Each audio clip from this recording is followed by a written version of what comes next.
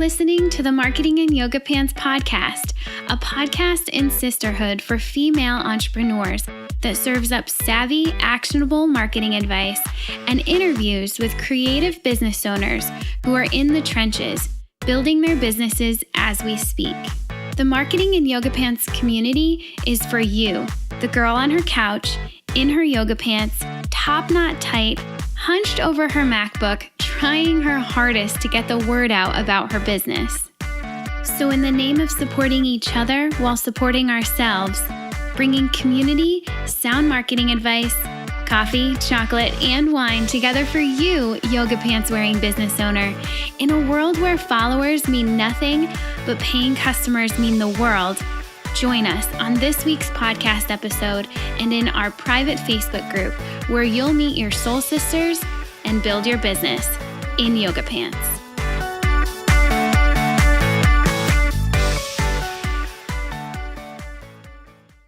Welcome back to another episode of the Marketing in Yoga Pants podcast. I'm Brit and I'm here today with Jill Minton. Ooh, I got to go back and do that again. That's all right. Minton? Minton, yeah. You can say Minton, yeah. Minton. People say it different. It doesn't matter. Minton. There's not a right, yeah. Did they kind of like make it like shorter, Minton? Oops. Minton, and some people will say mitten, like a mitten you wear. Either way, it's totally fine. I'm gonna go. Okay, all right. Say we're gonna go back. Okay, I'm gonna close these other windows. Okay. All right, here we go. Welcome back to another episode of the Marketing in Yoga Pants podcast.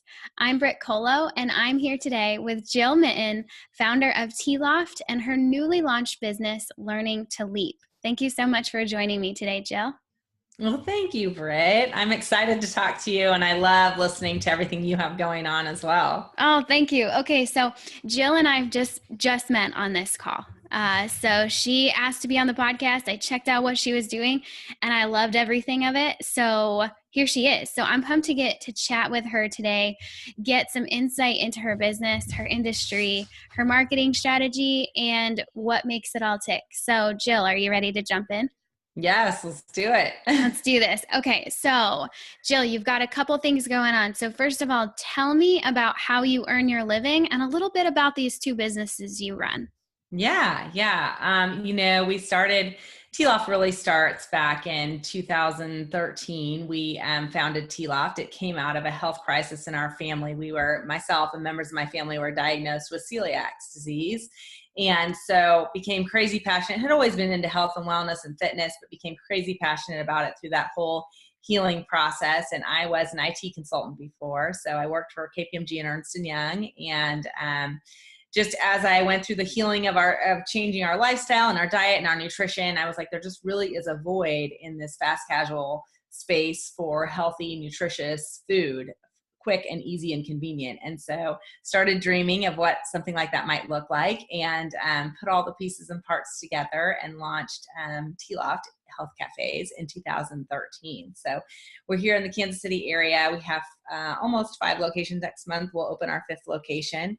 And so it's been a wild and crazy journey of opening them and growing them. And it's been really fun and really rewarding, and so excited to get to commit my life to truly helping other people. And so it's been wild and crazy, but yeah. And then recently I've launched Learning to Leap, which is a new platform that's totally focused on people who are considering taking a leap in whether it be business or health or a new career.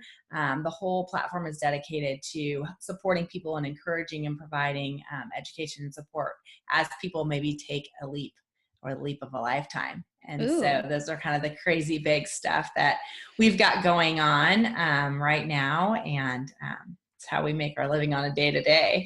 Okay, cool. So I've done a little bit of my research, but tell me more about the t.Loft brand. You're based around the Kansas City area.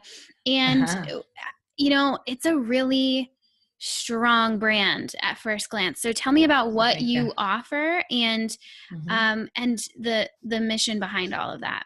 Yeah, so it's fast casual food, but everything's clean, all natural. So juices, loose leaf organic teas, protein shakes, smoothies, all kinds of clean, healthy meal bowls, but it's done in a fast casual environment. And all the stores are built out to feel like you're going to your best friend's house. And that's what we wanted it to feel like. It's a loft feel, but it's also welcoming to anyone. And so my husband has built much of the furniture in many of the stores because we had the first store, we had champagne dreams on a beer can budget. And so we were very conservative and we did much of the stuff ourselves. And also I couldn't find what I wanted to really get that feel and look that I wanted. And so he built it. And so that has been a really fun piece of the brand and has really helped bring the vision together with his talents. And so we've, put some of the things you wouldn't see in a fast casual concept. We have nice soft cushions and pillows and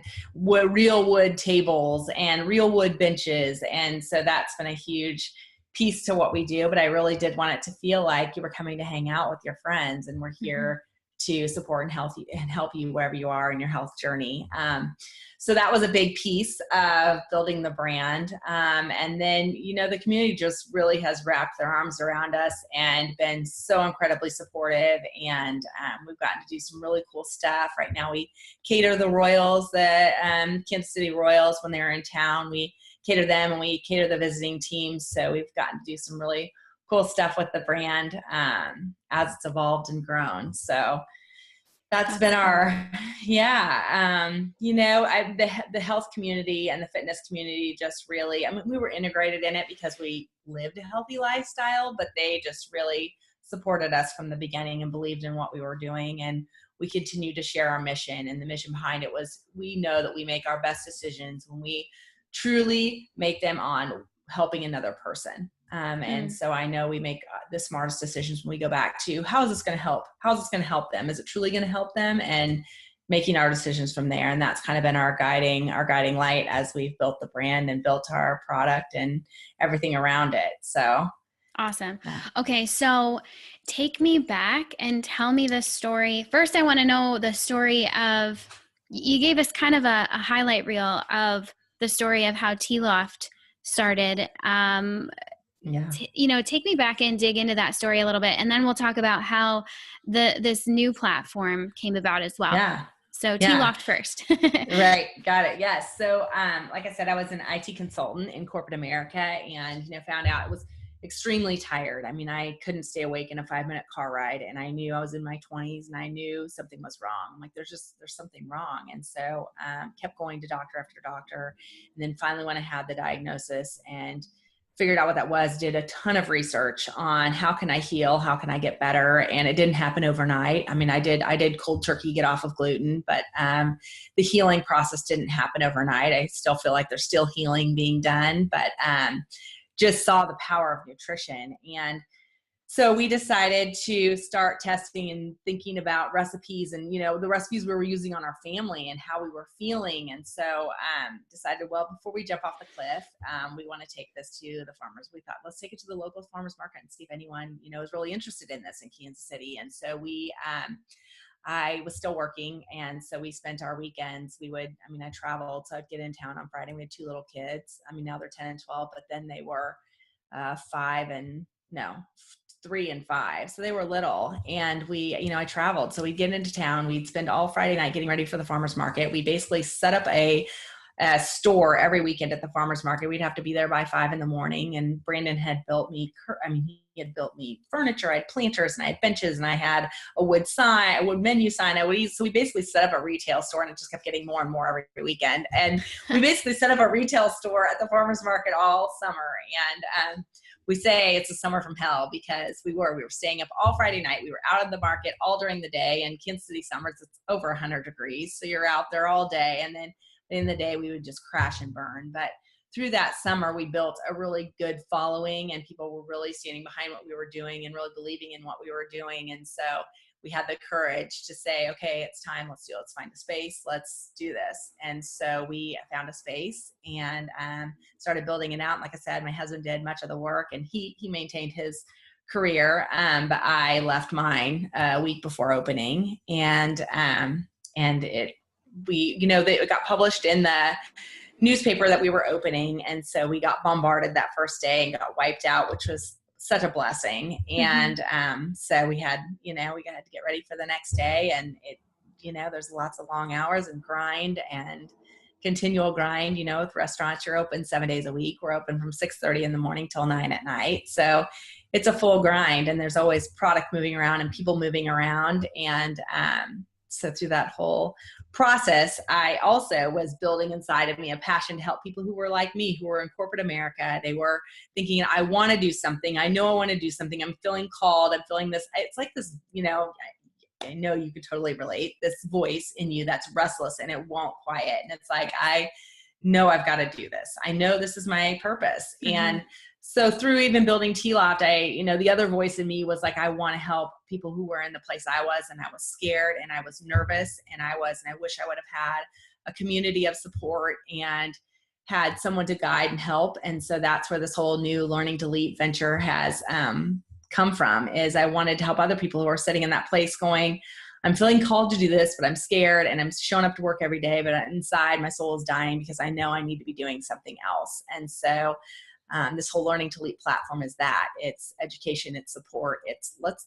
be smart about it. Let's think about what your concept is, who you're going to market to, how to market smart, how to build your strategy, and really be smart and have fun with it and make sure it's truly what you're being called to do. And so kind of putting some business acumen into passion and purpose and bringing those two things together. And that's the whole point with Learning to Leap. And it's a podcast is one piece of it. And so I'm doing a weekly podcast, interviewing people who've taken the leap and built incredibly successful businesses. So getting to pick their brains and talk about their journeys, and then also talking about different topics that are relevant to people who are thinking about taking the leap or maybe just took a leap. And so that's the podcast piece. And then I'm doing a local workshop next Friday with a small group of people, and we're really diving in and talking about their leaps and doing some education and spending a day, and then have a website. And the website is all committed to education and support around people who are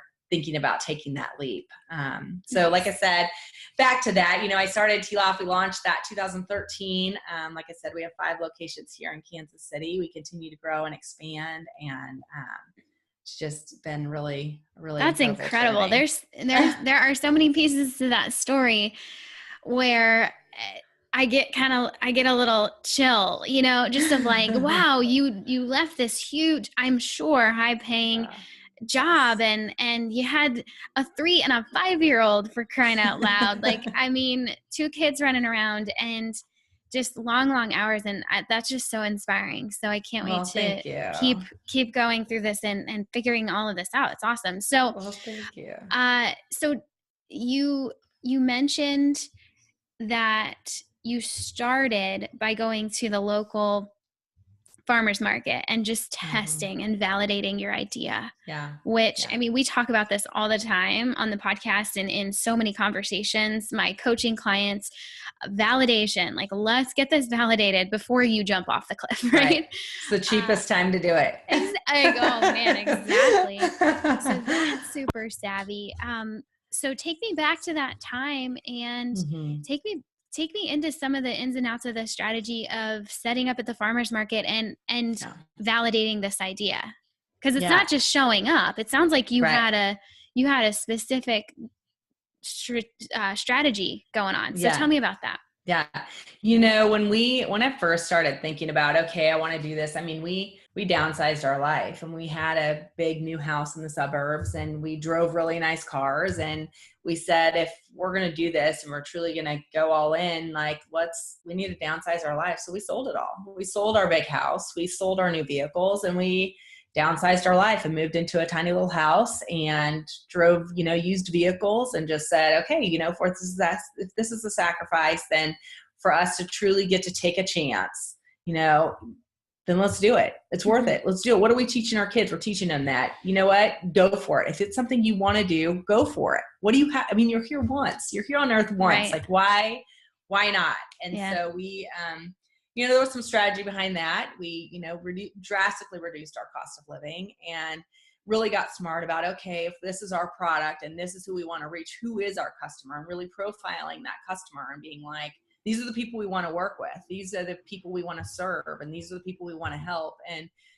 got really smart about that. And where are they at? And how can we reach them? And how can we connect with them? And how can we truly help them? What are they looking for? And we did products that were truly helping us and truly helping our family that we had tested and that we were eating and that we were living on. And we spent a lot of time on our recipes. So, it's good. It's good juice. It's good food. It's good formulations and recipes. I mean, it was stuff that our kids liked and that we liked. And so we spent a lot of time on that too. And and there was so much behind putting in what we loved into everything we did. So how the stores looked, how the product tasted, how it was going to feel when you walked in, how we were going to treat our employees. I mean, we thought through a lot of that, and you can think all day until you really do and try.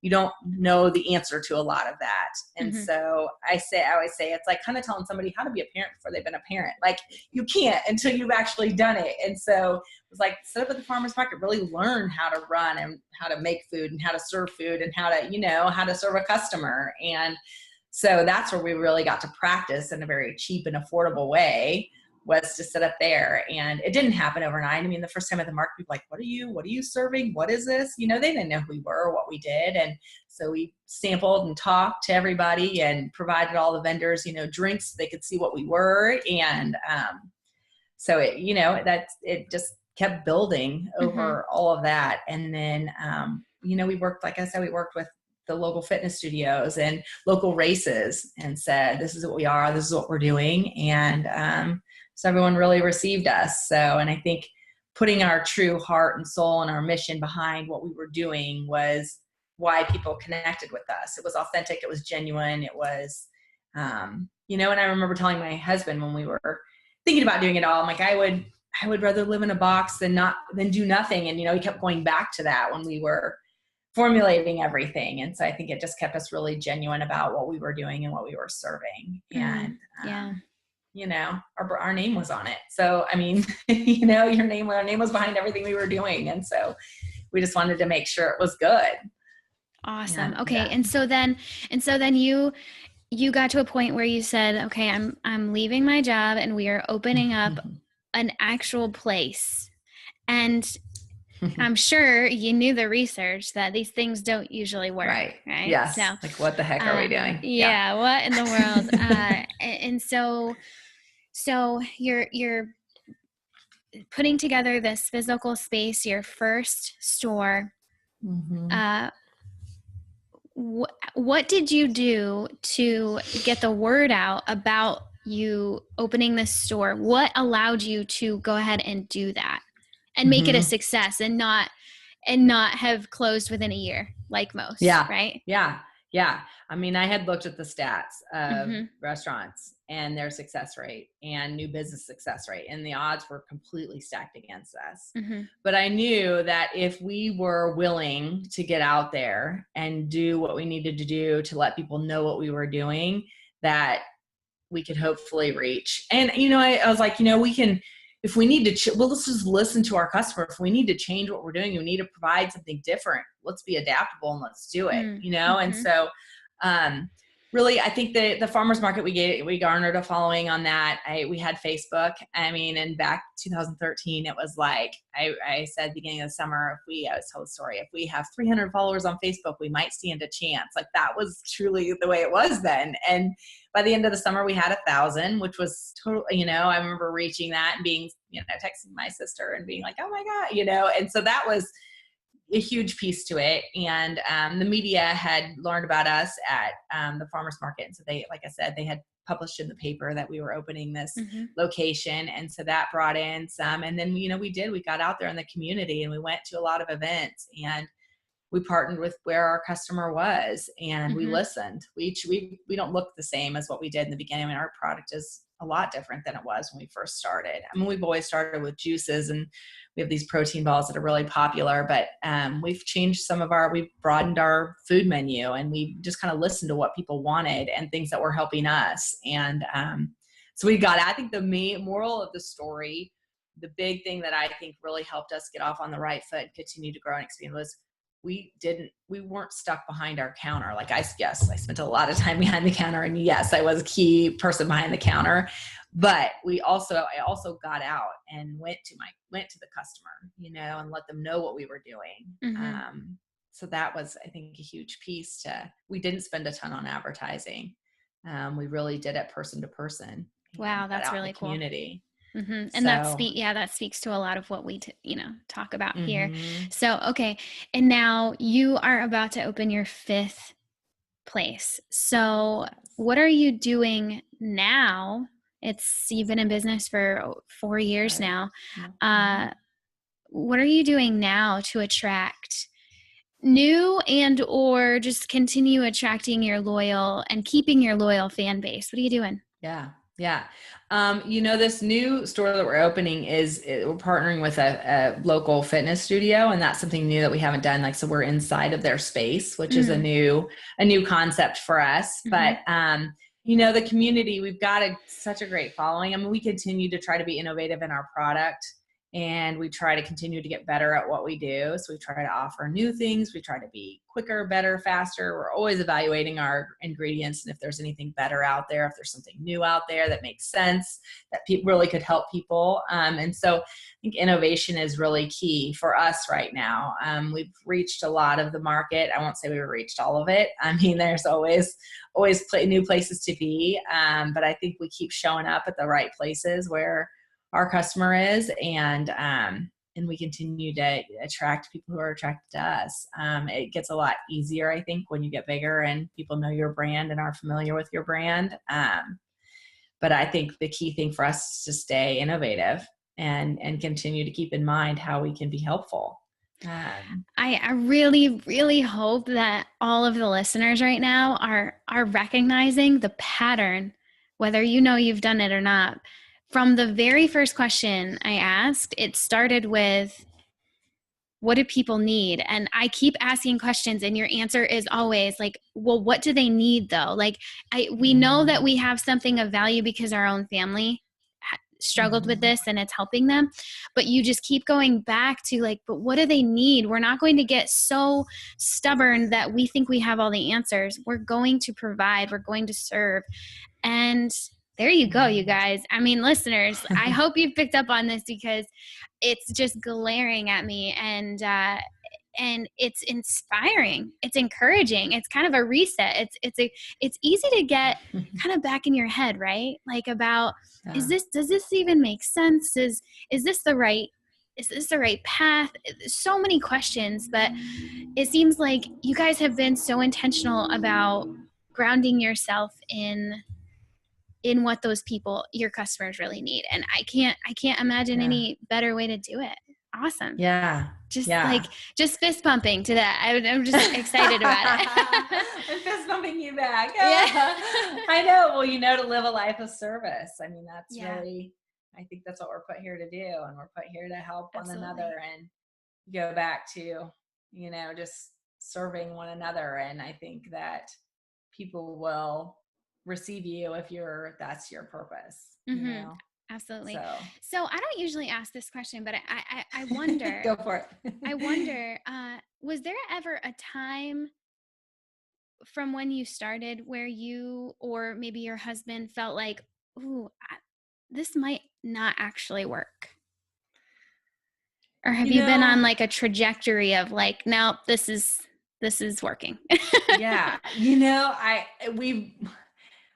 God love us that we have been on the trajectory, and I have never, we haven't felt, there was so much of that before we opened. There was so much of, is this going to work? Oh my gosh, what are we doing? Is this going to work? And, I think we've just been so heads down making it work that we haven't paused to be like, is this going to work? We haven't done that in a long time. Yeah, I guess, as we open the next location and it's a little bit different for us, I have had those, like, is this going to work? But so much of that clientele is already our clientele. And so there's some confidence there, but still, there's still always apprehension. Is this going to work? It's new. It's different for us. We're inside of another space. Like, is this, yeah, I guess I have that about the new location, but I try not to spend a lot of time there and more just focusing on how can we be better? What can we do better? And really, I don't like to give too much energy to doubt. Well, and I can tell because you obviously have made some major leaps in your life, and I'm sure that doubt has creeped in here and there, but Yeah.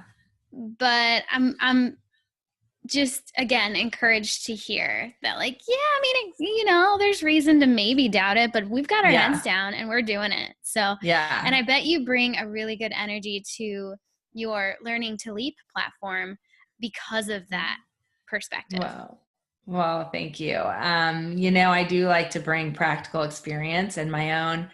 I would never pretend to have all the answers, but I can say what's worked for me and what hasn't worked for me, and how we built what we've built. And so I think a lot of that real life experience is hopefully valuable to other people who are thinking and planning, and they can use it before they make a decision to make the right decisions and hopefully save them some time, energy, and cost. Yeah, for sure. Right. So, yes. All right. So let's transition and talk about Learning to Leap. Tell me about, this is a newly launched business. So meanwhile, of course, you've got everything going on with t.Loft. So take me into what you're working on right now. Where is your focus? Now, I'm sure you've got a huge team and lots of other people, doing a lot of other things, but where is your focus currently? Yeah. I'm kind of split. I mean, t.Loft takes a ton of my time. When it's a passion project, you just find time for it. But yes, we do have a big team with t.Loft, and we don't have a ton of infrastructure. We've kind of kept that pretty close to us.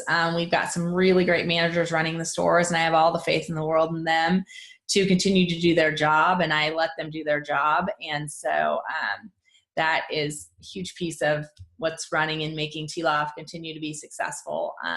And then I'm spending, I can't really say 50% of my time. I'm spending probably 25% of my time with the Learning to Leap stuff, but that's probably not true because I probably am thinking about it all night long. So yeah, I mean, there's always something, I'm always thinking and dreaming and working on it. And, but yeah, I mean, I do have a huge focus and intention on making this happen and getting it off the ground and introducing it. And it's my passion project, so it's something I'm just really excited about and looking forward to and pouring my soul into right now. And so it has been really fun. But yes, it's hard to divide your time, but I feel like I think like most entrepreneurs, you're always on. I mean, you're always on. So I'm always working on something for one or the other. But yeah. So what did your launch look like? What did you start with, and when was that? With Learning to Leap? With Learning to Leap, yep. I think this idea really started probably building about a couple years ago. I started thinking about, what I'd gone through and where we were at and where we would be at hadn't we taken the chance. And so it started kind of building in me. And so I started, just kind of started thinking about it. Like, what would I do? How would I, what is that? And started thinking through how that could be a part of what I do. And so started thinking, and, I guess I've been listening to podcasts for, forever. I don't know, maybe 5 years. It feels like forever. I don't know how long ago it was, but I've been listening to them for a really long time, and I've always been fascinated by them. And that was probably kind of my first, like, what if we did something like that and could really talk to people and learn from other people? And so started thinking through kind of what that podcast would be like, and not only my stories, but all the stories of other people who've built incredibly successful businesses and their journey and their struggles. And so wanted to really reach out and do that. And then wanted obviously a website that where everything could live. And it is about health too. And a huge piece of our life and a huge piece of our story is is health. And so it's recipes, it's, health hacks. It's, there's a little bit of video on there. There will be, we just launched the website yesterday, so it's brand new. Wow. Yeah, it's brand new. We've been working on it for a while, but really just launched it yesterday, and we'll continue to add content and other great tips and things like that people can use, resource they can use. Like I said, we're doing this live workshop in Kansas City next Friday, where we're working with people who are thinking about taking the leap. And then our plan is to put some stuff up some courses up online that people can do on their own time to help them walk through and support what they're thinking about doing and helping them evaluate what's next for them. So super excited for all of that to get underway. But I wanted to, again, I'm a tester. So I wanted to do this workshop locally and really work through the content and work through and be able to dialogue with people about what we wanted to teach, but really what they needed. And so making sure that was a part of what we launch online. And so that hopefully that online academy will be available in the next couple of months, probably within the next month. So smart. And you know what? Because sometimes I think it would be easy to say, okay, well, Jill has this like successful t.Loft business. Holy smokes. She's such, she's just a boss, like just getting stuff done. And of course, learning to leap is going to work because she's found success over here. And you still have it seems like you're coming at it from a learner's heart, just a tester. And again, just making sure and not getting ahead of yourself, not having too much of an ego wrapped up into it and be like, yeah, it's going to work. Like, duh, I'm awesome. But instead, like, no, let's start small and let's figure out how this works to make sure that once we do start really, truly impacting people, it lands well. Right? Yeah. And that's really cool. So smart. I hope, I know I'm taking a lot out of that. So that's good. Well, all right. Thank you. Yeah, you're welcome. So, all right. So we know where your focus is right now. And we've got a 5th location happening soon. I think you said next month, right? Yeah. For t.Loft? October, mid-October. Awesome. So of course you're looking forward to that. What else is coming down the pike? What's on your horizon? Yeah. Well, that store is a big undertaking, and to get it all launched and open and ready to rock is a big undertaking, but also all the learning to leap stuff. I mean, it's, like I said, it's my passion project. And so that's the next big step for me, is to really get that so we can provide a really valuable product that truly resonates and helps people. And so that's probably it's inside step with this new store launch, is also the learning my new leap, the learning to leap launch, of getting everything up online and getting all that rocking and rolling. And so super excited for that. I cannot wait. And I'm so excited for next Friday. And I'm just excited for this new venture. So. Cool. Yeah, I can tell you're living in excitement mode, because you're just on fire about this. And isn't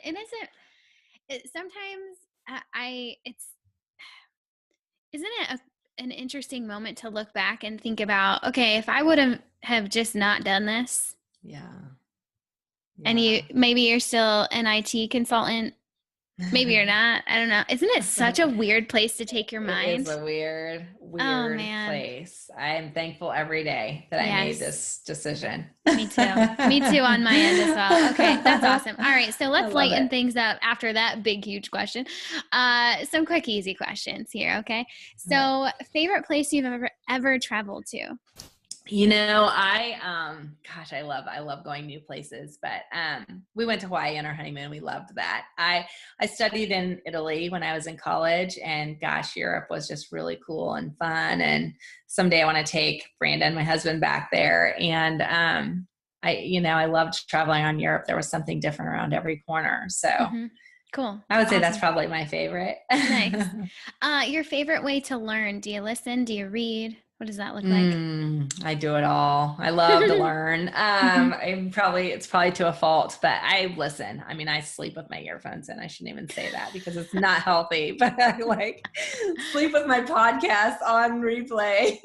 Do you really? Yes, that's like a mental, some people swear by that. Just, I don't know what they call it, but yeah, wow. I know. So not good, probably. I probably need to let my brain rest, but Probably. I do. I love, so I would say probably mostly a listener. I love online learning. I love it. I think it's incredible. I think you can do it at your own pace. You can do it at your own time. You can go back to things you needed to go back to. I mean, I love learning that way. Yeah, me too.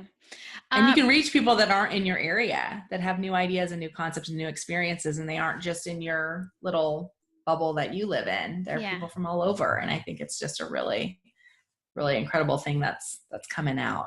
Mm-hmm. I agree. Right now in this moment, what would you love to outsource? Everybody sighs when I ask that, but everybody's like, oh.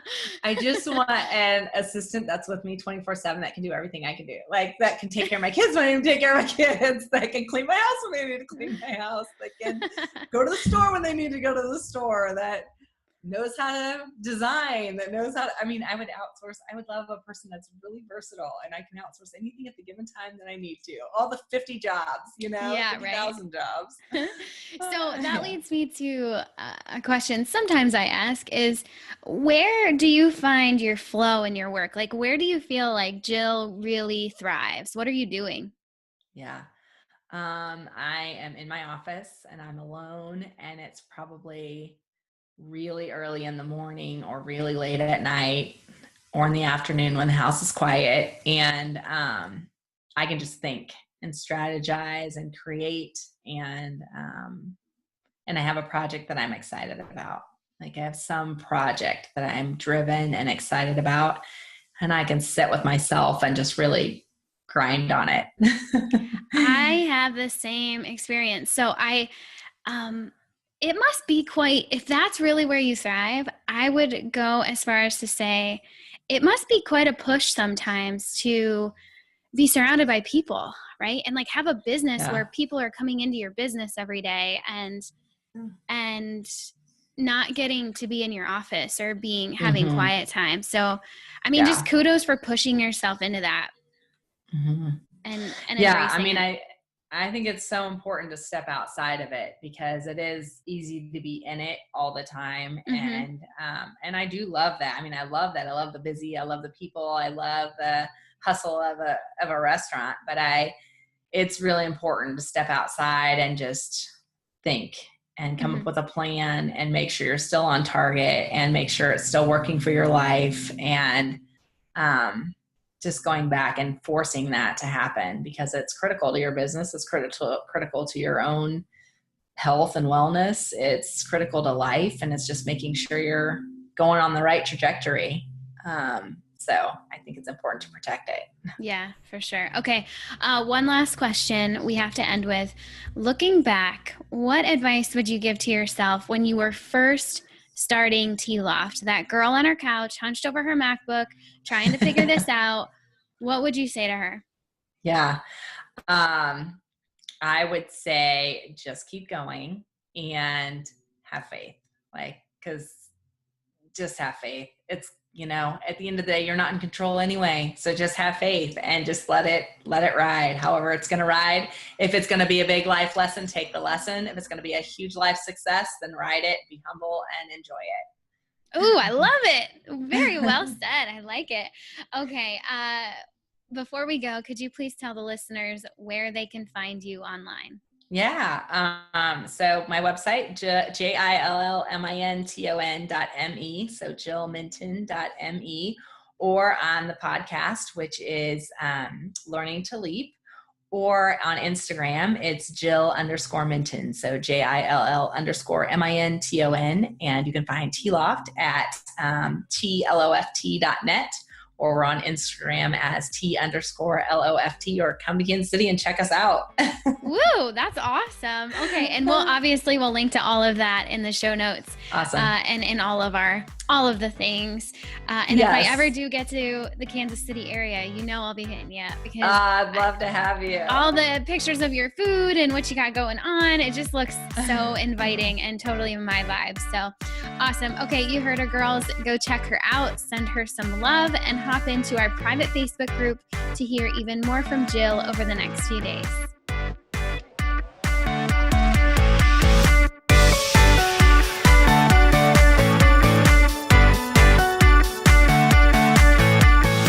Thanks for joining us on this episode of the Marketing in Yoga Pants podcast.